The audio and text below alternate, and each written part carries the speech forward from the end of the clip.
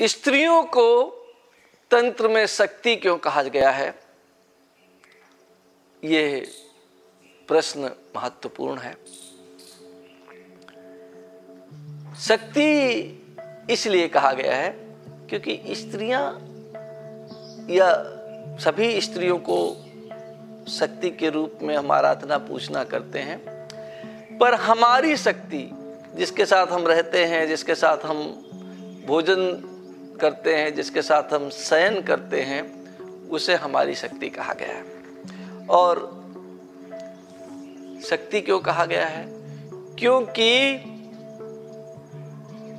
ये जो शक्ति के रूप में स्त्री आपके साथ विराजमान है, उसका प्रेम गॉडली है, उसका प्रेम ईश्वरी है।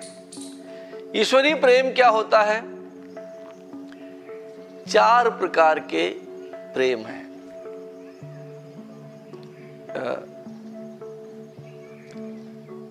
राक्षसी प्रेम। राक्षसी प्रेम में क्या होता है कि आप प्रेम को प्राप्त तो करना चाहते हैं मगर देना नहीं चाहते कुछ। प्राप्त करने की क्षमता, छीन लेने की क्षमता को राक्षसी प्रेम कहा जाता है। राक्षस क्या करते हैं? आपके पास जो है उसको छीन लेते हैं। और मनुष्य क्या करते हैं? मनुष्य व्यापार में निपुण है, तो वो क्या करते हैं? एक हाथ से लो और एक हाथ से दो। ये मनुष्यों का नियम है, उनका धर्म है। ईश्वरीय सत्ता क्या है? दैविक प्रेम क्या है?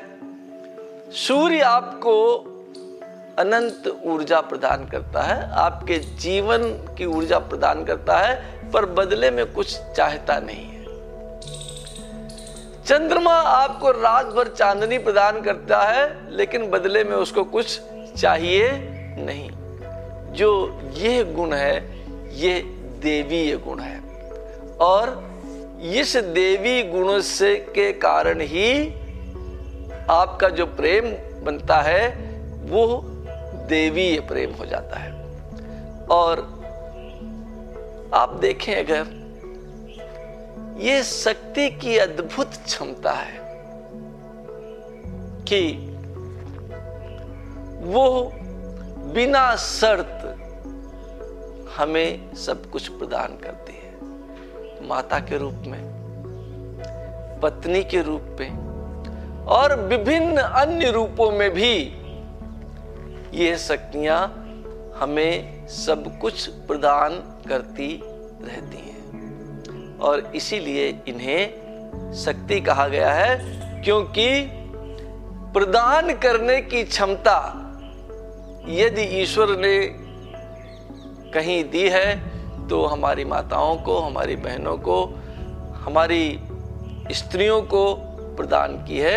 इसीलिए हम तंत्र में स्त्रियों की पूजा करते हैं और उन्हें सदैव शक्ति के रूप में मानते हैं। उनका हम कभी कोई अपमान नहीं करते।